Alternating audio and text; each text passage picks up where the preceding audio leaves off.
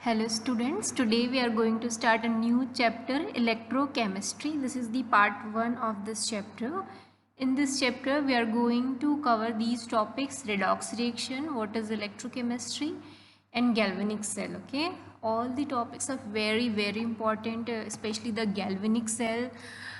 Board के point of view से भी बहुत इम्पॉर्टेंट है और कंपटीशन एग्ज़ाम के भी पॉइंट ऑफ व्यू से बहुत इम्पॉर्टेंट है गैल्वेनिक सेल। तो बहुत ही ध्यान से इस वीडियो को देखेंगे। ओके, तो सबसे पहले हम पढ़ेंगे redox reaction which we have already studied these in class 11th। Okay, तो थोड़ा सा रिकैप पढ़ लेते हैं, फिर हमको समझ में आएगा कि हम इलेक्ट्रोकेमिस्ट्री में फिर से रेडॉक्स रिएक्शन क्यों पढ़ रहे हैं। तो पहले देखते हैं व्हाट इज़ रेडॉक्स रिएक्शन। तो रेडॉक्स जो है दो टर्म से मिलकर बना है, ऑक्सीडेशन एंड रिडक्शन। ओके, ऐसा रिएक्शन जिसमें ऑक्सीडेशन भी होता है और रिडक्शन भी होता है। ठीक है, तो हमने ऑक्सीडेशन और रिडक्शन के बहुत सारे अलग अलग डेफिनेशंस पढ़े हैं। पहला डेफिनेशन क्या पढ़ा है? Addition of oxygen to a substance. अगर किसी भी सब्सटेंस में ऑक्सीजन ऐड हो जाता है तो वहाँ पर क्या होता है? ऑक्सीडेशन। जैसे यहाँ कॉपर है, उसको ऑक्सीजन के साथ रिएक्ट कर रहा है तो कॉपर ऑक्साइड बन रहा है। तो here this oxygen is added with the copper, that's why this reaction is called oxidation reaction. और क्या होता है डेफिनेशन ऑक्सीडेशन का? Removal of hydrogen from a substance. अगर किसी सब्सटेंस से हाइड्रोजन रिमूव हो जाता है तो उसको भी हम ऑक्सीडेशन बोलते हैं। जैसे यहाँ पर एक एथेनॉल है, ठीक है, CH3CH2OH है ना, यहाँ पर से H2 देखो रिमूव हो गया और हमारे पास एल्डिहाइड बचा जाता है CH3CHO। ठीक है, तो यहाँ से हाइड्रोजन रिमूव हो रहा है, इसलिए ये जो रिएक्शन है ये क्या रिएक्शन है? ऑक्सीडेशन। तो ये बेसिक डेफिनेशन है जो हमने पढ़ी थी, एडिशन ऑफ ऑक्सीजन और रिमूवल ऑफ हाइड्रोजन। रिडक्शन इसके जस्ट अपोजिट होता है। अगर हम ऑक्सीजन रिमूव कर दें किसी सब्सटेंस से तो वो रिडक्शन हो गया। जैसे यहाँ पर मर्क्यूरी ऑक्साइड है, अगर हम इसको गर्म करते हैं तो ये मर्क्यूरी और ऑक्सीजन में डिकम्पोज हो जाता है। तो आप देखेंगे यहाँ मर्क्यूरी ऑक्साइड से ऑक्सीजन रिमूव हो रहा है, that's why this reaction is called reduction reaction. या फिर addition of hydrogen to a substance. यहाँ पर हमारे पास एक एल्डिहाइड है एथेनॉल, इसमें हाइड्रोजन ऐड हो रहा है और ये बना रहा है एथेनॉल। ठीक है, H2 ऐड हो गया, सो this is a reduction reaction. तो ये बेसिक डेफिनेशन है जो हमने 10th में पढ़ी थी, बट जो इस चैप्टर में हमको चाहिए वो दो डेफिनेशन बहुत इंपॉर्टेंट है। पहला है loss of electron from a substance. अगर किसी सब्सटेंस से इलेक्ट्रॉन लूज हो जाता है, हट जाता है, रिमूव हो जाता है, तो उसको बोलते हैं हम ऑक्सीडेशन। जैसे यहाँ पर देखो सोडियम जो है एक इलेक्ट्रॉन रिमूव कर रहा है, अपने से लॉस हो रहा है वहाँ पर, और सोडियम आयन बना रहा है। तो since in this reaction electron is lost, that's why this reaction is oxidation. और रिडक्शन इसके जस्ट अपोजिट होगा, गेन ऑफ इलेक्ट्रॉन। यहाँ पर क्लोरीन जो है एक इलेक्ट्रॉन गेन करके क्लोराइड आयन बना रहा है, so this is a reduction reaction. So अगर इलेक्ट्रॉन गेन हो रहा है तो वो रिडक्शन है, और इलेक्ट्रॉन रिमूव हो रहा है तो वो ऑक्सीडेशन है। जैसे एक एग्जाम्पल है यहाँ पर कॉपर 2+ आयन जो है इलेक्ट्रॉन गेन करके क्या बना रहा है? कॉपर बना रहा है। और यहाँ मैग्नीशियम जो है इलेक्ट्रॉन लूज करके Mg2+ आयन बना रहा है ना। ये पता है ना पॉजिटिव आयन कब बनता है, नेगेटिव आयन कब बनता है? जब गेन होता है इलेक्ट्रॉन तो नेगेटिव आयन बनता है, जब लूज होता है इलेक्ट्रॉन तो पॉजिटिव आयन बनता है। सो यहाँ पर पॉजिटिव आयन बन रहा है, इलेक्ट्रॉन लूज हो रहा है, इसलिए ये ऑक्सीडेशन रिएक्शन है। यहाँ पर कॉपर इलेक्ट्रॉन गेन करके कॉपर में बदल रहा है, इसलिए ये रिडक्शन है। सो जहाँ भी गेन ऑफ इलेक्ट्रॉन्स होते हैं वहाँ पर होता है रिडक्शन, जहाँ पर लॉस ऑफ इलेक्ट्रॉन है वहाँ पर ऑक्सीडेशन। समझ में आया? यहाँ पर जो है 2+ आयन है, मतलब इसमें 2 इलेक्ट्रॉन्स की क्या है? कमी है। जब ये 2 इलेक्ट्रॉन्स की कमी है इसलिए Cu2+ है, 2 इलेक्ट्रॉन गेन करके ये क्या बना लेगा? कॉपर बना लेगा, सॉलिड कॉपर बना लेगा। और ये जो मैग्नीशियम सॉलिड है ये 2 इलेक्ट्रॉन लूज करके Mg2+ आयन बना लेगा। ठीक है, so this is definition of oxidation and reduction. दूसरा जो डेफिनेशन हमने क्लास 11th में पढ़ा था, increment in oxidation state of any element. अगर किसी एलिमेंट के ऑक्सीडेशन स्टेट में इंक्रीमेंट हो जाता है तो उसको हम ऑक्सीडेशन बोलते हैं। अगर किसी एलिमेंट के ऑक्सीडेशन स्टेट में डिक्रीमेंट हो जाता है तो उसको हम रिडक्शन बोलते हैं। ठीक है, जैसे यहाँ पर देखेंगे जिंक जो है अगर सॉलिड स्टेट पे है इसका मतलब उसका क्या है? ऑक्सीडेशन स्टेट 0 है। अब जिंक जो है जिंक 2+ आयन में चेंज हो रहा है, तो देखो ऑक्सीडेशन स्टेट 0 से क्या हो रहा है? 2+ हो रहा है। तो यहाँ पर 0 से 2+ हो रहा है, इसलिए यहाँ पर ऑक्सीडेशन हो रहा है। अब यहाँ पर हाइड्रोजन का +1 था ऑक्सीडेशन स्टेट, ये क्या कर रहा है? इलेक्ट्रॉन गेन करके H2 बना रहा है। H2 एक मॉलिक्यूल है और मॉलिक्यूल में क्या होता है H2 N2 इन सब में ऑक्सीडेशन स्टेट 0 होता है। हम पढ़े 11th में ऑलरेडी हम पढ़ चुके हैं कि ऑक्सीडेशन स्टेट कैसे निकालते हैं। क्या होता है oxidation state? Charge on the atom in the bonded state, किसी भी बॉन्डेड स्टेट में उसमें कितना चार्ज है। जिंक में कितना चार्ज है यहाँ पर? 0। यहाँ जिंक 2+ आयन में कितना चार्ज है? 2+, तो ये उसका ऑक्सीडेशन स्टेट हो गया। H+ में ऑक्सीडेशन स्टेट क्या है? +1। H2 में चार्ज 0 है, इसलिए उसका ऑक्सीडेशन स्टेट भी 0 है। तो यहाँ 0 से +2 हो रहा है, ऑक्सीडेशन स्टेट में इंक्रीमेंट हो रहा है, इसलिए ये ऑक्सीडेशन है। यहाँ +1 से 0 हो रहा है, ऑक्सीडेशन स्टेट में डिक्रीमेंट है, इसलिए यहाँ पर रिडक्शन हो रहा है। ठीक है, समझ में आया ये चीज़। दूसरा एग्जाम्पल है MnO2 4HCl। सो O2 का आपको पता है, ऑक्सीजन का जो ऑक्सीडेशन स्टेट है या तो -2 होता है या +2 होता है या फिर 0 होगा। जनरली -2 होता है और सिर्फ पेरोक्साइड के केस में ही जो ऑक्सीजन है उसका +2 होता है। ठीक है, सुपर ऑक्साइड के केस में, सॉरी। तो यहाँ पर जो है O2 का जनरली क्या होगा? -2, वहाँ से हम Mn का निकालेंगे +4। वैसे ही Cl का क्लोराइड आयन हमेशा -1 रहेगा और हाइड्रोजन +1। उसी फॉर्मूले से फिर हम अगला इन सब का भी ऑक्सीडेशन स्टेट निकालेंगे। तो यहाँ पर देखेंगे ऑक्सीडेशन स्टेट यहाँ Mn का पहले 4 था, अब 2 हो गया। सो ऑक्सीडेशन स्टेट में डिक्रीमेंट हो गया, मतलब वहाँ क्या हो गया? रिडक्शन। यहाँ क्लोरीन का -1 था, यहाँ 0, मतलब इंक्रीमेंट हुआ है -1 से 0। तो जहाँ भी इंक्रीमेंट हुआ है ऑक्सीडेशन स्टेट का, वहाँ पर क्या हो गया है? ऑक्सीडेशन। तो ये जो बेसिक डेफिनेशन है आपको याद होना चाहिए कि कहाँ पर ऑक्सीडेशन हो रहा है, कहाँ पर रिडक्शन हो रहा है। जो मोस्ट इंपॉर्टेंट डेफिनेशन है ये है loss of electron is oxidation, gain of electron is reduction. ये बहुत इंपॉर्टेंट है, इसको याद रखना है, तभी आपको गैल्वेनिक सेल या फिर डेनियल सेल और आगे जो भी हम सेल पढ़ने वाले हैं वो याद रहेगा। तो आप देखोगे रिडॉक्स रिएक्शन में क्या हो रहा है? इलेक्ट्रॉन का मूवमेंट हो रहा है। पहले इलेक्ट्रॉन इसके पास कम थे, इसके पास सफिशिएंट थे, है ना। उसके बाद क्या हो गया? इसका जो इलेक्ट्रॉन है वो इसको ट्रांसफ़र हो गया, है ना। यहाँ पर देखो ये जो Mg ने जो इलेक्ट्रॉन लूज़ किया उसको कौन ले लिया? कॉपर ने ले लिया और कॉपर बना लिया। कॉपर आयन ने ले लिया और कॉपर बना लिया। तो इस तरीके से इलेक्ट्रॉन का मूवमेंट हो रहा है। रिडॉक्स रिएक्शन में क्या होता है? इलेक्ट्रॉन का मूवमेंट होता है। ये चीज़ याद रखना है कि कोई भी रिडॉक्स रिएक्शन है उसमें इलेक्ट्रॉन का मूवमेंट होता है। कोई गेन करता है इलेक्ट्रॉन, कोई लूज करता है इलेक्ट्रॉन।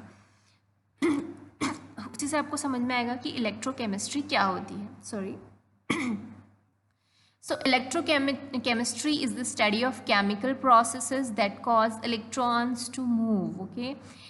इसमें इलेक्ट्रोकेमिस्ट्री में हम केमिकल प्रोसेस, ऐसे केमिकल प्रोसेस को स्टडी करेंगे जिसमें इलेक्ट्रॉन का क्या होता है? मूवमेंट होता है। और हमको पता है जब भी इलेक्ट्रॉन का मूवमेंट होगा वहाँ पर क्या होगी? जनरेट होगी इलेक्ट्रिसिटी, है ना। हमने 10th में भी पढ़ चुके हैं कि इलेक्ट्रिसिटी क्या होती है? Movement of charges. जब कोई भी चार्ज में मूवमेंट होता है तो वहाँ इलेक्ट्रिसिटी जनरेट होती है। तो यहाँ पर क्योंकि इलेक्ट्रॉन्स भी चार्ज पार्टिकल है, नेगेटिवली चार्ज पार्टिकल है और उनका मूवमेंट हो रहा है इस केमिकल रिएक्शन में, तो उससे क्या होगा? इलेक्ट्रिसिटी जनरेट होगी। और इलेक्ट्रिसिटी किससे और इलेक्ट्रॉन का मूवमेंट कौन से केमिकल रिएक्शन में होता है? रिडॉक्स रिएक्शन में होता है। इसलिए हमको इसमें रिडॉक्स रिएक्शन जानना ज़रूरी है, क्योंकि इलेक्ट्रोकेमिस्ट्री में हम जितने भी केमिकल रिएक्शन पढ़ेंगे it is based on redox reaction, क्योंकि रिडॉक्स रिएक्शन में ही इलेक्ट्रॉन का मूवमेंट होता है जिससे इलेक्ट्रिसिटी जनरेट होती है। ठीक है। सो इन केमिकल इलेक्ट्रोकेमिस्ट्री हम 2 टाइप की चीज़ें पढ़ेंगे। पहला, केमिकल एनर्जी को इलेक्ट्रिकल एनर्जी में चेंज करना। ठीक है। तो जो गैल्वेनिक सेल है वो क्या करता है? केमिकल एनर्जी को इलेक्ट्रिकल एनर्जी में चेंज करता है। तो सबसे पहले हम पढ़ेंगे गैल्वेनिक सेल, उसके बाद हम पढ़ेंगे इस टाइप का सेल जो इलेक्ट्रिकल एनर्जी को केमिकल एनर्जी में चेंज करता है, उसको बोलते हैं इलेक्ट्रोलिटिक सेल। ठीक है। आपके घरों में जो सेल होता है वो इसी प्रिंसिपल पे काम करता है कि उसमें कुछ जितनी भी बैटरीज होती हैं उसमें क्या होता है? केमिकल रिएक्शन होता है और वो केमिकल रिएक्शन से ही क्या होती है? इलेक्ट्रिसिटी जनरेट होती है। ठीक है। सो केमिकल एनर्जी से जब इलेक्ट्रिकल एनर्जी में चेंज होता है तो उस जो सेल होता है, जो ये जो काम करता है, वो जो सेल है उसको बोलते हैं गैल्वेनिक सेल। और जो इलेक्ट्रिकल एनर्जी को केमिकल एनर्जी में चेंज करता है उसको बोलते हैं इलेक्ट्रोलिटिक सेल। तो इसमें हम दोनों ही टाइप के सेल के बारे में पढ़ेंगे, गैल्वेनिक सेल के बारे में, इलेक्ट्रोलिटिक सेल के बारे में। और जो लास्ट टॉपिक है इसमें है कंडक्शन ऑफ सॉल्यूशन, की सॉल्यूशन में किस तरीके से इलेक्ट्रिसिटी का कंडक्शन होता है। ठीक है। तो अभी हम इस वीडियो में जो हम पढ़ने वाले हैं वो पढ़ने वाले हैं गैल्वेनिक सेल के बारे में। ठीक है। समझ में आ गया इलेक्ट्रोकेमिस्ट्री क्या होता है? It is the branch of chemistry which deal with the chemical and electrical energy. ठीक है, इसमें केमिकल एनर्जी से इलेक्ट्रिकल एनर्जी में चेंज होगा या इलेक्ट्रिकल एनर्जी से केमिकल एनर्जी में चेंज होगा। तो सबसे पहले हम पढ़ते हैं गैल्वेनिक सेल। उससे पहले हम कुछ इंपॉर्टेंट टर्म्स जो है वो पढ़ लेते हैं कि इलेक्ट्रोड क्या होते हैं। इलेक्ट्रोड कुछ नहीं है, बस एक मेटेलिक रॉड होता है जिसको इलेक्ट्रोड बोलते हैं। ठीक है, अब दो टाइप के इलेक्ट्रोड होते हैं, एक कैथोड होता है और एनोड होता है। ठीक है, तो कैथोड कौन सा है, एनोड कौन सा है, ये कैसे पता चलेगा? जहाँ पर भी रिडक्शन हो रहा है वो कैथोड होगा और जहाँ पर भी ऑक्सीडेशन हो रहा होगा वो एनोड होगा। ठीक है, ऑक्सीडेशन मतलब there will be loss of electron and reduction there will be a gain of electron. तो आपको डायग्राम को देख के समझना पड़ेगा कि कहाँ पर ऑक्सीडेशन हो रहा है, कहाँ पर रिडक्शन हो रहा है, और जहाँ पर भी रिडक्शन होगा उस रॉड को हम कैथोड बोलेंगे और जिस रॉड पे ऑक्सीडेशन हो रहा होगा उसको हम एनोड बोलेंगे। ठीक है, तो कैथोड और एनोड क्या होता है ये बहुत ज़्यादा ज़रूरी है, इस चीज़ को आप बहुत अच्छे से याद रखेंगे। Cathode, reduction, anode, oxidation. ठीक है, आज हम पढ़ेंगे गैल्वेनिक सेल। गैल्वेनिक सेल में क्या होता है? Input is chemical energy, output is electrical energy. मतलब हम गैल्वेनिक सेल में केमिकल एनर्जी को इलेक्ट्रिकल एनर्जी में चेंज करते हैं। ठीक है, इसको वोल्टिक सेल भी बोलते हैं, इलेक्ट्रोकेमिकल सेल भी बोलते हैं, अलग अलग नाम है इसके। गैल्वेनिक सेल भी बोलते हैं, वोल्टाइक सेल भी बोलते हैं और इलेक्ट्रोकेमिकल सेल भी बोलते हैं। ठीक है, ये जो गैल्वेनिक सेल में है उसमें रिडॉक्स रिएक्शन होता है और ये रिडॉक्स रिएक्शन कैसा होता है? स्पॉन्टेनियस होता है। अब स्पॉन्टेनियस भी हम क्लास 11th में थर्मोडायनेमिक्स में पढ़ चुके हैं कि स्पॉन्टेनियस क्या होता है, नॉन स्पॉन्टेनियस क्या होता है। स्पॉन्टेनियस प्रोसेस क्या होता है? वो प्रोसेस जो किसी गिवन कंडीशन में खुद अपने आप हो जाता है या थोड़ा बहुत इनिशिएट करेंगे तो वो फिर अपने आप होने लगता है। जैसे इसका एग्जांपल हम देखेंगे, अगर आपने वाटर लिया उसमें सॉल्ट डाल दो, आप उसको चम्मच से स्टर मत करो, धीरे धीरे वो थोड़ी देर बाद वो सॉल्ट जो है पूरी तरीके से वाटर में डिज़ोल्व हो जाता है। बहुत ही स्लो प्रोसेस होता है बट अल्टीमेटली वो हो जाता है। ठीक है, दूसरा आप एग्जांपल देखेंगे, जो वाटर है हिली एरिया से नीचे आ जाता है, नीचे आने लगता है ना, डाउन द हिल आने लगता है, उसमें किसी भी प्रकार के आपको अलग से कोई फोर्स नहीं लगाना पड़ता, वो खुद से ही धीरे धीरे पानी नीचे आने लगता है, तो वो स्पॉन्टेनियस प्रोसेस है। ठीक है, और कुछ कुछ प्रोसेस इनिशिएशन से हो जाता है। जैसे आपने कैंडल को एक बार जला दिया मोमबत्ती से, तो अगर कंडीशन स्टेबल है, ऑक्सीजन उसको प्रॉपर मिल रहा है, तो वो खुद से ही आगे जलने लगता है। आपको बार बार माचिस की तीली लगाने की ज़रूरत नहीं है, एक बार माचिस की तीली से आपने कैंडल जला दी तो वो जलने लगेगा। ठीक है, तो ये सब क्या है? स्पॉन्टेनियस प्रोसेस है। अब नॉन स्पॉन्टेनियस प्रोसेस जो खुद से नहीं हो पाते, जैसे कि आपको ग्राउंड वाटर को ऊपर अपनी टंकी में चढ़ाना है, तो आपको पूरे टाइम जब तक कि टंकी भर नहीं जाती आपको पूरे टाइम मोटर चलाना ही पड़ता है, तभी ग्राउंड वाटर जो है ऊपर आपके टंकी में होता है। ऐसा तो नहीं कि आपने एक बार मोटर चला दिया, बंद कर दिया, उसके बाद अपने आप वो भरने लगा, ऐसा होता है क्या? नहीं होता है ना। तो स्पॉन्टेनियस प्रोसेस जो खुद से होता है अंडर सम गिवन कंडीशन, और नॉन स्पॉन्टेनियस जो खुद से नहीं होता, आपको अलग से कुछ एनर्जी या फोर्स देना पड़ेगा तभी वो प्रोसेस होगा। तो जो डिस्प्लेसमेंट रिएक्शन होते हैं, जो कुछ रिडॉक्स रिएक्शन ऐसे होते हैं, ठीक है, जो खुद से हो जाते हैं, स्पॉन्टेनियस होते हैं। जैसे कि अगर हम कॉपर सल्फेट का एक सॉल्यूशन लेते हैं ना और उसमें जिंक रॉड डाल देते हैं, तो थोड़ी देर बाद क्या देखते हैं कि जिंक जो है वो इस कॉपर को डिस्प्लेस कर देता है और जिंक सल्फेट में चेंज हो जाता है और कॉपर डिपॉजिट होने लगता है। ये खुद से ये रिएक्शन होने लगता है, बस आपको क्या करना है, कॉपर सल्फेट में जिंक की रॉड डाल देनी है। ये रिएक्शन खुद से होता है, तो ये स्पॉन्टेनियस रिएक्शन है। ठीक है, इसलिए जो ऐसे रिडॉक्स रिएक्शन जो स्पॉन्टेनियस होते हैं उसी का यूज़ हम क्या कर सकते हैं, गैल्वेनिक सेल में करते हैं, जिससे ये केमिकल एनर्जी किस में चेंज होती है, इलेक्ट्रिकल एनर्जी में। हमको ये भी पता है कि जितने भी स्पॉन्टेनियस प्रोसेस हैं उसके लिए Gibbs free energy is less than 0, है ना। तो ये सब हम पढ़ चुके हैं क्लास 11th में। गैल्वेनिक सेल में हमको बस इतना याद रखना है कि electrical energy chemical energy electrical energy में चेंज होती है। इसके अलग अलग भी नाम है, इलेक्ट्रोकेमिकल सेल भी इसको बोलते हैं। जो मोस्ट पॉपुलर गैल्वेनिक सेल है दैट इज़ डेनियल सेल। ठीक है, तो हम डेनियल सेल का एग्जांपल से गैल्वेनिक सेल के वर्किंग को समझेंगे। ठीक है, तो Daniell cell is an electrochemical cell. इसमें जो इलेक्ट्रोड यूज़ होता है वो है जिंक एंड कॉपर का।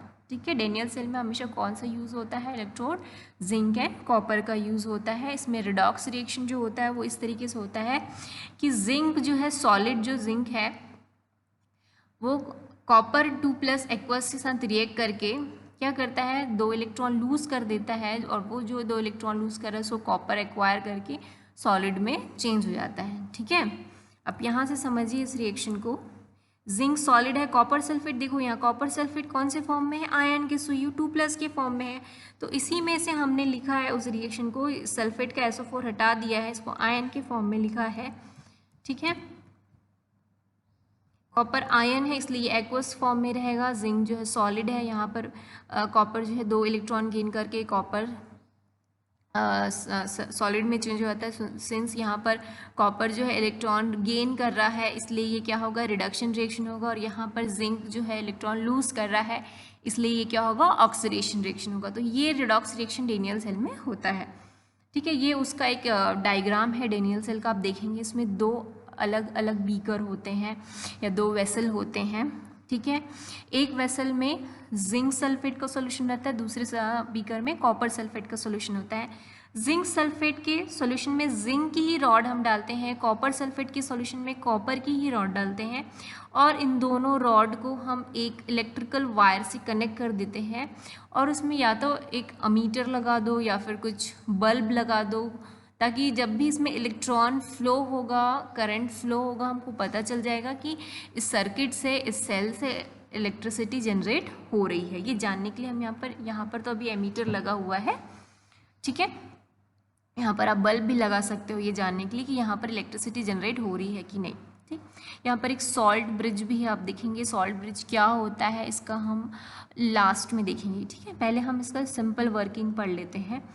जिंक की जो रॉड है वो जिंक सल्फेट के सॉल्यूशन में है, कॉपर की रॉड कॉपर सल्फेट सॉल्यूशन में। ठीक, तो सबसे पहले क्या होगा, जिंक ज़्यादा रिएक्टिव है तो ये क्या करेगा, जिंक जो है 2 इलेक्ट्रॉन लूज करके जिंक आयन में चेंज हो जाएगा। ठीक है, तो ये सॉलिड जिंक जो है वो जिंक आयन में चेंज हो रहा है, तो धीरे धीरे जिंक की जो प्लेट है, जो रॉड है, वो क्या हो जाएगी, पतली होती जाएगी, है ना। अब ये जो 2 इलेक्ट्रॉन लूज हुए हैं वो कहाँ जाएंगे, इस वायर के थ्रू ट्रैवल करते हुए, मूव करते हुए यहाँ कॉपर के पास पहुँचेंगे। ठीक है, तो ये जो एक्वस सॉल्यूशन में जो कॉपर की आयन है वो इस 2 इलेक्ट्रॉन को गेन करके कॉपर में कॉपर सॉलिड बना देंगे और यहाँ पर डिपॉजिट हो जाएंगे। तो आप देखोगे यहाँ पर जो कॉपर है वो थोड़ा सा मोटा दिख रहा है, उसकी स्ट्रिप मोटी दिख रही, क्यों? क्योंकि कॉपर की जो आयन है ना, कॉपर सल्फेट में जो कॉपर की जो आयन है वो 2 इलेक्ट्रॉन गेन करके कॉपर में डिपॉजिट हो जा रहे हैं, इसलिए ये मोटा हो गया और इधर ये पतला। तो ये जो है कंटिन्यूटी चलती रहती है और यहाँ पर इलेक्ट्रिसिटी जनरेट हो जाती है। क्यों? क्योंकि इलेक्ट्रॉन मूव कर रहा है और जब कोई चार्ज पार्टिकल मूव करता है तो इलेक्ट्रिसिटी जनरेट होती है। ये चीज़ याद रखना है कि अगर इलेक्ट्रॉन का मूवमेंट जिंक से कॉपर की तरफ है तो करंट का मूवमेंट कैसा होगा, कॉपर से जिंक की तरफ, opposite to the movement of electron. ये आप शायद फिजिक्स में पढ़ रहे होंगे कि जो करंट का मूवमेंट है it is opposite to the movement of electron. तो अगर करंट जो है इस तरीके से, सॉरी, इलेक्ट्रॉन जो है अगर इस तरीके से इधर मूव कर रहे हैं तो करंट क्या करेंगे, इस तरफ मूव करेंगे। ठीक, तो यहाँ पर समझ में आया कि क्या हो रहा है, जिंक जो है, सॉलिड जिंक जो है 2 इलेक्ट्रॉन लूज कर रहा है, जिंक आयन में चेंज हो जा रहा है, और जिंक आयन क्या है, एक्वस फॉर्म में है। ठीक है, तो ये एक्वस यहाँ पर रहेगा, जिंक आयन सारे एक्वस फॉर्म में रहेंगे सॉल्यूशन में।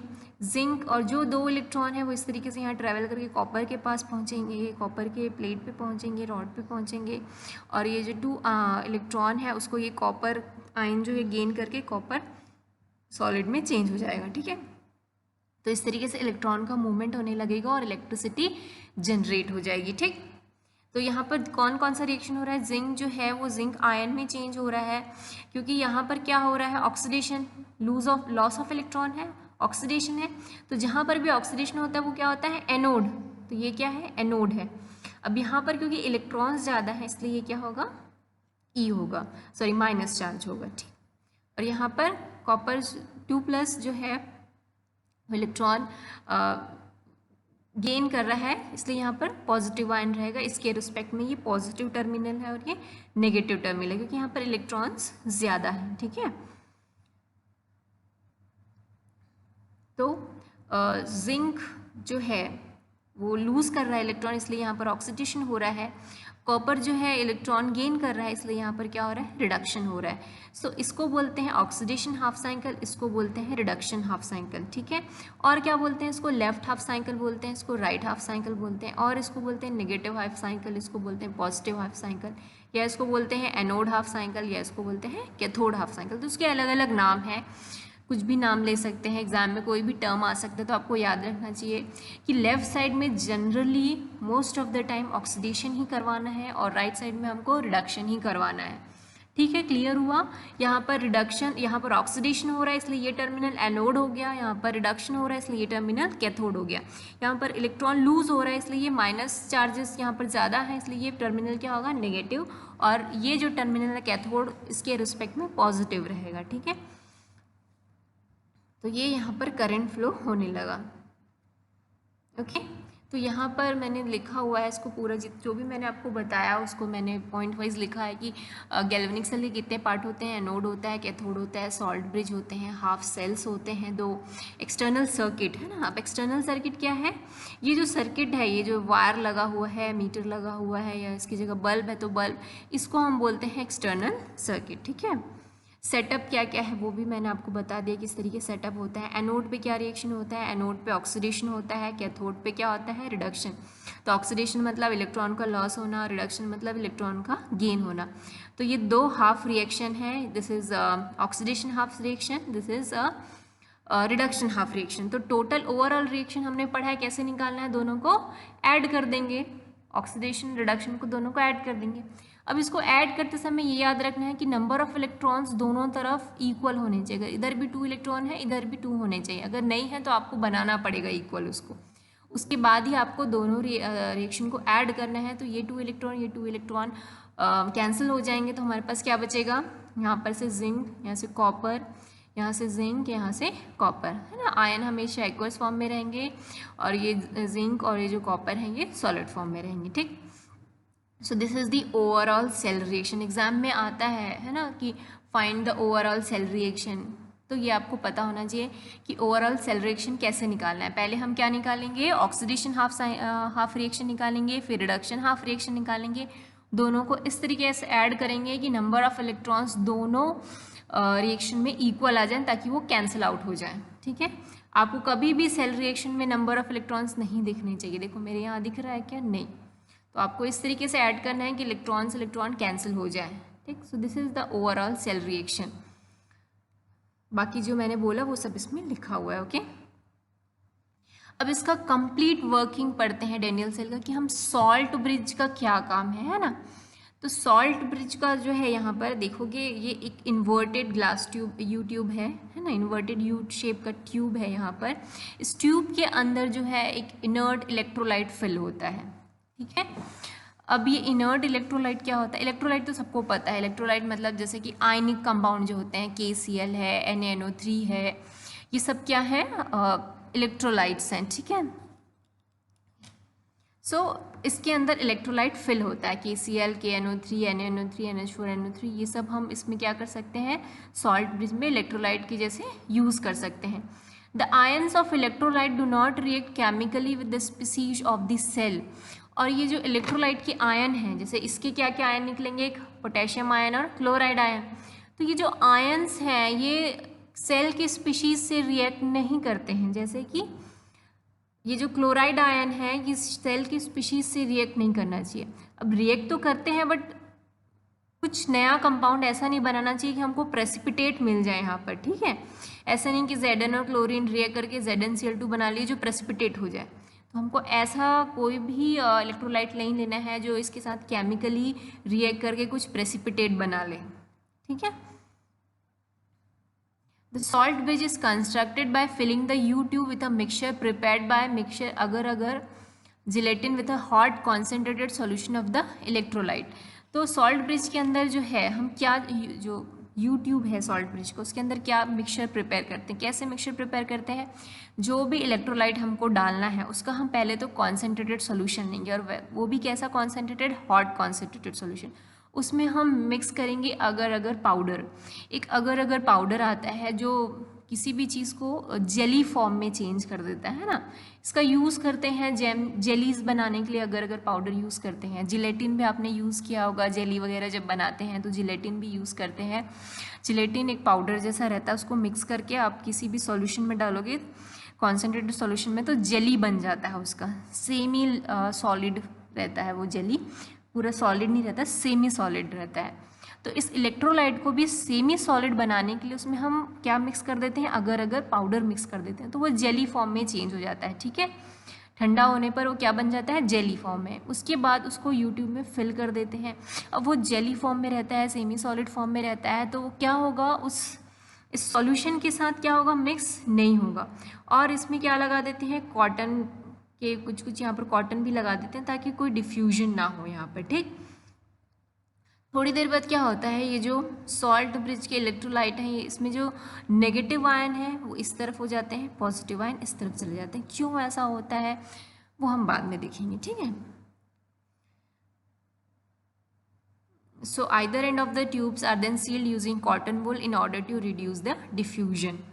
अब इसका एडवांटेज क्या है, सबसे पहला एडवांटेज इस सॉल्ट ब्रिज का ये है कि इट कंप्लीट्स द सर्किट। आप देखोगे अगर इसके बिना सर्किट कंप्लीट नहीं होती है, जैसे ही हम इसको ऐड करते हैं तो ये पूरी सर्किट जो है वो क्या हो जाती है, कंप्लीट हो जाती है। तो पहला इसका सॉल्ट ब्रिज का फंक्शन है, इट कंप्लीट्स द सर्किट, ये पूरे सर्किट को कंप्लीट कर देता है। दूसरा इसका जो मोस्ट इम्पॉर्टेंट है, ये पूरे ओवरऑल सेल में न्यूट्रलिटी बना के रखता है। कैसे न्यूट्रलिटी बना के रखता है वो देखते हैं पहले। सपोज ये सॉल्ट ब्रिज अभी नहीं है ना, तो थोड़ी देर बाद देखो क्या होगा, यहाँ पर जिंक जो है वो जिंक आयन में चेंज होने लगेंगे, तो यहाँ पॉजिटिव आयन्स बहुत ज़्यादा बढ़ जाएंगे। यहाँ पर क्या होगा, कॉपर सल्फेट में कॉपर के जो आयन हैं वो क्या होंगे, डिपॉजिट होने लग जाएंगे यहाँ पर, तो यहाँ पर सल्फेट आयन बढ़ जाएंगे, है ना। यहाँ सल्फेट आयन बढ़ गए, यहाँ पर जिंक आयन बढ़ गए। तो यहाँ पर जो एनोड में जो जिंक जो है 2 इलेक्ट्रॉन लूज कर रहा है, वो क्या करेगा, वो इधर ट्रांसफर नहीं होगा। इधर के जो जिंक जो है, जो नंबर ऑफ जिंक आयन बढ़ गए हैं, वही इस 2 इलेक्ट्रॉन को क्या कर लेंगे, एक्सेप्ट कर लेंगे और वापस से क्या बना लेंगे, जिंक बना लेंगे। ठीक है, ये जो जिंक आयन है, ये 2 इलेक्ट्रॉन जो यहाँ पर लूज हो रहे हैं, उसको यही जिंक अपने पास रख लेंगे और जिंक बना लेंगे। ठीक है, तो यहाँ पर से इलेक्ट्रॉन का ट्रांसफर क्या हो जाएगा, रुक जाएगा, क्योंकि यहाँ पर जो इलेक्ट्रॉन जनरेट हो रहे हैं उनको यहीं के ही जिंक क्या कर रहे हैं, अपने यूज में ले रहे हैं। तो यहाँ से इलेक्ट्रॉन का ट्रांसफर रुक गया। अब इलेक्ट्रॉन का ट्रांसफर रुक जाएगा तो करंट फ्लो होना भी रुक जाएगा और ये सेल जो है वर्क करना स्टॉप कर देगा। ठीक है, समझ रहे हैं क्या बोल रहे हैं। यहाँ पर जो जिंक जो है 2 इलेक्ट्रॉन लूज कर रहा है ना, 2 इलेक्ट्रॉन लूज करके वैसे तो इधर जाना चाहिए उसको, पर वो इधर ना जाके यहीं पर ही जो जिंक आयन जो बन रहे हैं, क्योंकि यहाँ पर पॉजिटिव आयन बहुत ज़्यादा हो गए हैं, तो ये इलेक्ट्रॉन को क्या कर लेंगे, अपनी तरफ ही अट्रैक्ट करके इस इलेक्ट्रॉन को गेन कर लेंगे और फिर से वापस से जिंक बना लेंगे। तो इलेक्ट्रॉन का फ्लो रुक जाएगा, तो ओवरऑल ये सेल जो है वर्क करना स्टॉप कर देगा। तो इधर पॉजिटिव आयन बढ़ गए, इधर नेगेटिव आयन बढ़ गया, तो इस सेल की जो है न्यूट्रलिटी बनाने के लिए हम वहाँ पर सॉल्ट ब्रिज लगा देते हैं। तो यहाँ पर पॉजिटिव आयन ज़्यादा है तो ये क्लोराइड आयन को अट्रैक्ट करेंगे, इधर क्या होगा नेगेटिव सल्फेट आयन ज़्यादा है तो ये पोटेशियम आयन को अट्रैक्ट करेंगे। तो ये जो पोटेशियम आयन है, सल्फेट आयन है, ये दोनों मिलके ये पॉजिटिव है नेगेटिव है, तो दोनों ओवरऑल यहाँ पर की न्यूट्रलिटी बरकरार रहेगी। वैसे यहाँ पर भी क्लोराइड आयन माइनस है, ये पॉजिटिव आयन है, तो टोटल ओवरऑल न्यूट्रलिटी यहाँ पर भी मेंटेन रहेगी। तो अब इलेक्ट्रॉन का फ्लो क्या हो जाएगा, स्टार्ट हो जाएगा। समझ रहे हैं, पहले अगर जब Cl नहीं था तो यहाँ पॉजिटिव आयन बढ़ गए थे, पॉजिटिव आयन बढ़ जाने की वजह से इलेक्ट्रॉन जो है इस तरफ मूव ना होकर इधर ही अट्रैक्ट होके इनसे ही जिंक आयन से ही मिल जा रहे थे। पर अब क्योंकि क्लोरीन आयन भी आ गए हैं तो ओवरऑल यहाँ पर पॉजिटिव आयन भी उतने हैं, नेगेटिव आयन भी ऑलमोस्ट उतने हैं, तो अब इलेक्ट्रॉन इस तरफ अट्रैक्ट नहीं होगा और इस तरफ वापस से मूव करने लगेगा। ठीक है, तो इस तरीके से ओवरऑल जो सेल की न्यूट्रलिटी को भी मेंटेन रखने के लिए हम क्या यूज़ करते हैं, सॉल्ट ब्रिज का यूज़ करते हैं। So this diagram shows the overall working of the Daniell cell की क्या किस तरीके से वर्क हो रहा है। इलेक्ट्रॉन इधर मूव कर रहे हैं तो करंट इस तरफ मूव करेगा, ये एनोड है, ये कैथोड है। ठीक, so this diagram shows the overall reaction और overall working of Daniell cell. तो यहाँ पर मैंने पूरा लिख दिया है सॉल्ट ब्रिज का क्या फंक्शन है। कभी कभी एग्जाम में 2 मार्क्स में आ जाता है कि what are the important function, तो आपको ये 4 पॉइंट लिखना है, 1 2 3 और ये 4। ठीक है, अब इलेक्ट्रोलाइट की नेसेसरी कंडीशन क्या होती है, जैसे मैंने आपको कहा कि इनर्ट इलेक्ट्रोलाइट। सो इनर्ट इलेक्ट्रोलाइट का क्या मतलब है, अब जैसे यहाँ पर हम कौन सा इलेक्ट्रोलाइट यूज़ कर रहे हैं, KCl। तो KCl ऐसा नहीं है कि वो जिंक के साथ रिएक्ट नहीं करेगा, है ना, क्लोराइड आयन जिंक के साथ रिएक्ट करेगा और ZnCl2 बनाएगा, पर क्या होगा, क्योंकि ये एक्वस है, तो एक्वस है तो फिर से हमको क्या मिल जाएंगे, Zn2+ आयन और क्लोराइड आयन मिल जाएंगे। ठीक है, तो ये इक्विलिब्रियम आ जाएगा, हमको जितने ZnCl2 बन रहे हैं उतने ही आयन्स में भी कन्वर्ट हो रहे हैं। तो हमको यहाँ पर ओवरऑल रिएक्शन में कोई भी ऐसा प्रेसिपिटेशन नहीं मिल रहा है। पर सपोज अगर हमारे पास जिंक के बदले अगर सिल्वर होता, तो सिल्वर होता तो क्या होता, अगर सिल्वर जो है क्लोराइड आयन के साथ रिएक्ट करके क्या बना लेता है, AgCl बना लेता है, जो सॉलिड होता है, मतलब हमको क्या मिल जाएगा, AgCl का प्रेसिपिटेट मिल जाएगा। AgCl का प्रेसिपिटेट मिलेगा तो सिल्वर और क्लोरीन आयन कम होने लग जाएंगे, जिससे ओवरऑल सेल का रिएक्शन क्या हो जाएगा, इन्फ्लुएंस हो जाएगा। जबकि हम इसलिए हम जब Ag लेते हैं, इलेक्ट्रोड ले रहे हैं, तो हम उसमें KCl इलेक्ट्रोलाइट यूज़ नहीं कर सकते, हम उसमें कोई दूसरा इलेक्ट्रोलाइट यूज़ करेंगे। ठीक है, तो यहाँ पर इनर्ट इलेक्ट्रोलाइट का यही मतलब है कि वो किसी सेल के स्पीशीज से रिएक्शन करके कोई सॉलिड या प्रेसिपिटेट ना बना ले। जैसे यहाँ पर जो है जिंक जो है क्लोराइड के साथ रिएक्ट तो करता है, बट वो एक्वस ZnCl2 बनाता है, जो वापस क्लोराइड आयन और जिंक आयन में चेंज हो जाते हैं। तो ओवरऑल सेल की जो है जिंक आयन की कमी नहीं होती, क्लोराइड आयन, क्योंकि ये इक्विलिब्रियम रीच हो जाता है। ठीक है, जबकि अगर सिल्वर रॉड हो तो हमको प्रेसिपिटेट मिल जाएगा, जिससे ओवरऑल सेल का फंक्शन अफेक्ट होगा। ठीक है, तो हमको ऐसा इलेक्ट्रोलाइट लेना है जो इनर्ट इलेक्ट्रोलाइट हो। तो समझ में आया सॉल्ट ब्रिज क्यों यूज़ करते हैं, क्या वर्किंग होती है, गैल्वेनिक सेल क्या होता है। गैल्वेनिक सेल मतलब केमिकल एनर्जी को इलेक्ट्रिकल एनर्जी में चेंज करना। फिर हमने कौन सा एक डेनियल सेल पढ़ा, जो एक टाइप ऑफ गैल्वेनिक सेल है या इलेक्ट्रोकेमिकल सेल है, जिसमें हम कौन कौन सी रॉड लेते हैं, जिंक की और कॉपर की। एक ऑक्सीडेशन हाफ साइकिल होता है, एक तरफ रिडक्शन हाफ साइकिल होता है। अब सेल का रिप्रेजेंटेशन कैसे करते हैं तो सबसे पहले हम एनोड लिखते हैं जहाँ पर ऑक्सीडेशन होता है, फिर उसको ये दो इस तरीके से लाइन लगाते हैं जो सॉल्ट ब्रिज शो करता है, और इस तरफ जहाँ पर रिडक्शन हो रहा है वो लिखेंगे। तो Zn जो है किस में कन्वर्ट हो रहा है, Zn2+ में। कॉपर किस में चेंज हो रहा है, कॉपर आयन किस में चेंज हो रहा है, कॉपर में। और हमने जो सॉल्यूशन लिया था दोनों 1 मोलर लिए थे। So this is the overall cell representation. पहले क्या लिखेंगे, ऑक्सीडेशन, और इधर क्या लिखेंगे, रिडक्शन हाफ साइकिल।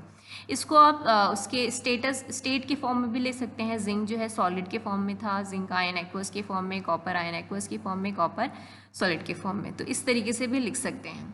ठीक है, तो पहले हमको एनोड में जो रिएक्शन हो रहा है वो लिखना है, फिर कैथोड में जो हो रहा है वो लिखना है, और दोनों के बीच में इस तरीके से इस तरीके से पैरेलल लाइंस लगाना है, जो क्या शो करता है, सॉल्ट ब्रिज शो करता है। ओके, और हम देख लेते एग्जाम्पल, कॉपर AgNO3 सेल है, तो उसको कैसे रिप्रेजेंट करेंगे, क्योंकि कॉपर ज़्यादा रिएक्टिव है, इसलिए उसका क्या हो जाएगा, यहाँ पर ऑक्सीडेशन होगा। तो Cu किस में चेंज होगा, Cu2+ आयन में। AgNO3 क्या होगा, Ag+ जो है Ag आयन में चेंज होगा। तो ये रिडक्शन हो रहा है, ये ऑक्सीडेशन हो रहा है। वैसे ही एक दूसरा हमने सेल दिया है निकल और AgNO3 सेल, जिसमें निकल का क्या हो रहा है, ऑक्सीडेशन हो रहा है, और Ag का क्या हो रहा है, रिडक्शन हो रहा है। तो इस तरीके से हमको शो करना है, पहले ऑक्सीडेशन लिखेंगे फिर रिडक्शन लिखेंगे। ठीक, एक न्यूमेरिकल देख लेते हैं, write the half cycle and overall cell reaction for the electrochemical cell. ऐसा एक इलेक्ट्रोकेमिकल सेल दिया हुआ है, Zn से Zn2+, Pb2+ से Pb। इसका आपको हाफ रिएक्शन लिखना है और ओवरऑल पहले तो ऑक्सीडेशन लिखेंगे। तो ऑक्सीडेशन कहाँ हो रहा है, यहाँ पर Zn जो है वो Zn आयन में कन्वर्ट हो रहा है, 2 इलेक्ट्रॉन रिलीज कर रहा है। लेड क्या कर रहा है, लेड आयन जो है 2 इलेक्ट्रॉन गेन करके लेड सॉलिड बना ले रहा है। ठीक है, तो ये ऑक्सीडेशन हाफ साइकिल हो गया, ये रिडक्शन हाफ साइकिल हो गया। दोनों को हम ऐड कर देंगे, इस तरीके से ऐड करेंगे कि ये इलेक्ट्रॉन कैंसिल हो जाए। तो यहाँ भी 2 है, यहाँ भी 2, दोनों कैंसिल हो जाएंगे। तो फाइनली हमको क्या मिलेगा, ओवरऑल रिएक्शन। ठीक है, तो इस तरीके से कभी कभी छोटे छोटे न्यूमेरिकल्स आ जाते हैं इससे रिलेटेड, और भी इसके आगे हम पढ़ेंगे, है ना। इसके आगे बहुत इंपॉर्टेंट टॉपिक है, वो भी हम पढ़ने वाले हैं। तो कम से कम इतना जितना भी मैंने पढ़ाया इसके नोट्स आप लोग प्रिपेयर कर लीजिए। Okay, thank you.